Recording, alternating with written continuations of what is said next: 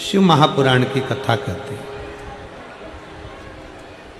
शिव तुम्हारे साथ है कि नहीं है, इसका पता लगाने का सबसे सुंदर तरीका है। शिव तुम्हारे साथ में चल रहा है कि नहीं चल रहा है, इसका सबसे सुंदर तरीका है बड़े से बड़ा दुख भी, बड़ी से बड़ी तकलीफ भी, बड़े से बड़ा कष्ट भी, बड़े से बड़ी तकलीफ दुख कष्ट भी अगर हंसते हंसते निकल जा रहा है तो समझ लेना कि शंकर तुम्हारे साथ चल रहा है। फिर समझ लीजिए कि शिव तुम्हारे साथ में है। दुख आया, तकलीफ आई, कष्ट आया, बीमारी आई, कोई परेशानी आ गई और तुम उस परेशानी को बड़े प्रेम से धीरे धीरे भजन करते करते, जल चढ़ाते चढ़ाते वो दुख तुम्हारा आखिरी में समाप्त ही हो गया, वो कष्ट तुम्हारा समाप्त हो गया। समझ लेना कि शंकर तुम्हारे साथ में है, शिव तुम्हारे साथ में चल रहा है, शंकर तुम्हारे साथ में चल रहा है। और तेरी कृपा बिना न हिले एक भी अणु, लेते श्वास तेरी कृपा से बखान क्या करूं मैं, राखोगे ढेर का चपटी भभूत में खजाना कुबेर का।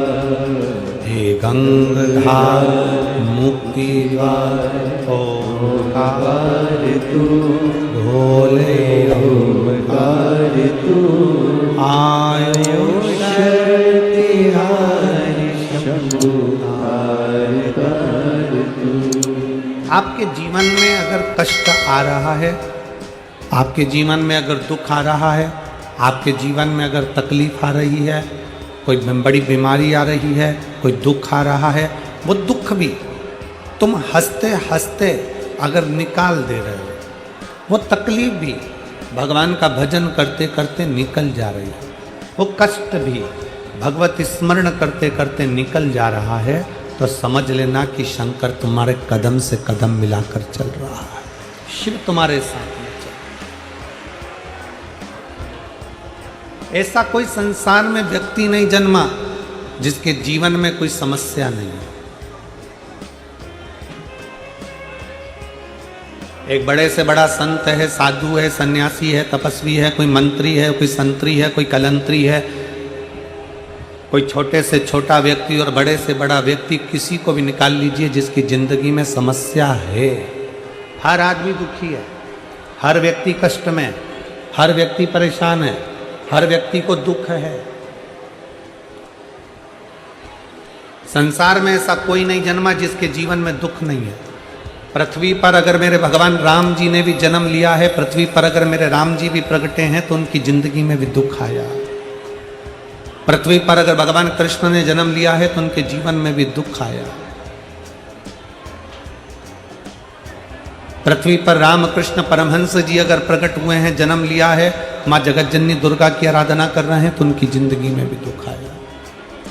पृथ्वी पर नामदेव जी, मीराबाई, कर्मा, नरसिंह मेहता, नामदेव, तुकाराम, मुक्ताबाई, राष्ट्र के जितने जितने संत हैं सबका चरित्र उठाकर देख लो, और भगवान भी अगर पृथ्वी पर जन्म लिया है तो उनकी जिंदगी में भी दुख आया। हर व्यक्ति के जीवन में दुख है, हर व्यक्ति के जीवन में तकलीफ है, हर व्यक्ति के जीवन में कष्ट है। ऐसा कोई संसार में नहीं जन्मा जिसकी जिंदगी में दुख नहीं है। ऐसा संसार में किसी का जन्म नहीं हुआ जिसकी जिंदगी में तकलीफ नहीं है। आप ये ना सोचे कि केवल आप दुखी हैं, आप ये ना सोचे कि मेरे पड़ोसी के घर में तो खूब धन है, वैभव है, सत्ता है, दौलत है और वो सब सुखी हैं, उनका बेटा डॉक्टर हो गया, उनका बेटा इंजीनियर हो गया, उनका बेटा कलेक्टर हो गया, उनका बेटा ये हो गया, मंत्री हो गया, और हमारे जीवन में दुख ही दुख है। ऐसा नहीं है। जो डनलप के गद्दे पर सो रहा है वो भी दुखी है, और जो रोड पर सो रहा है वो भी दुखी है। दुख सबको है। शिव महापुराण की कथा कहती है संसार में अगर जन्म लिया है तो दुख भी जन्म के समय पर हमारे साथ में चलता रहता है। पर शिव महापुराण की कथा कहती है कि संसार में ऐसा कोई नहीं जिसको समस्या नहीं, पर संसार में ऐसी कोई समस्या नहीं जिसका हल शिव महापुराण में नहीं है। संसार में बहुत दुख है, प्रत्येक मनुष्य के जीवन में तकलीफ है, प्रत्येक मनुष्य के जीवन में कष्ट है, प्रत्येक मनुष्य के जीवन में दुख तकलीफें हैं, पर दुनिया का ऐसा कोई दुख नहीं बना जिस दुख का हल शिव महापुराण में नहीं है। प्रत्येक दुख का, प्रत्येक तकलीफ का, प्रत्येक कष्ट का हल शिव महापुराण के अंतर।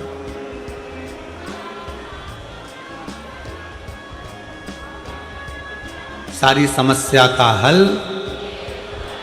जरा जम के बोलो, सारी समस्या का हल। संसार में हर मानव दुखी है। जिसने जन्म लिया है उसको दुख भोगना है, क्योंकि पूर्व के कर्म का भोग हमको भोगना है। पर प्रत्येक दुख का, प्रत्येक दुख का, प्रत्येक तकलीफ का, प्रत्येक कष्ट का हल शिव महापुराण के अंतर्गत।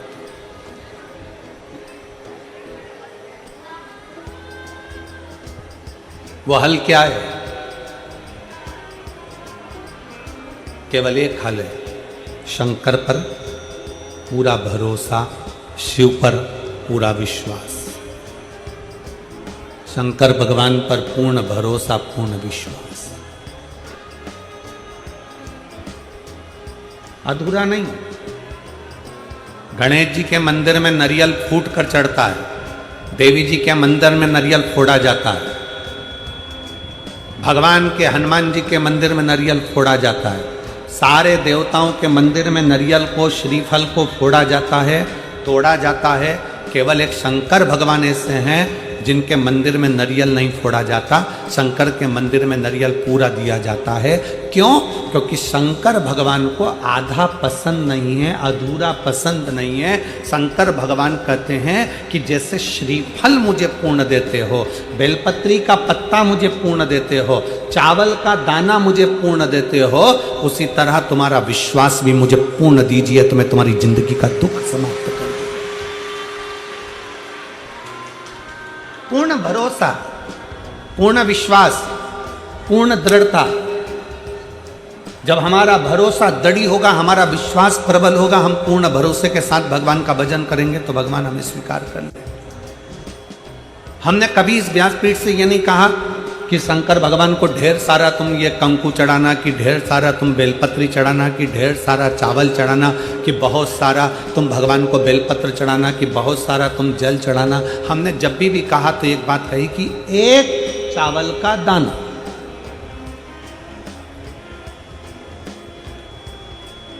25 साल पुरानी कथा भी निकालोगे तो उसमें भी एक चावल का दाना मिलेगा, और आज की कथा भी निकालोगे तो एक चावल का दाना मिलेगा। 25 साल पहले की भी कथा निकालोगे तो 1 लोटा जल मिलेगा, 1000 लोटा जल नहीं। हाँ, सावन के महीने में 2 लोटा जल।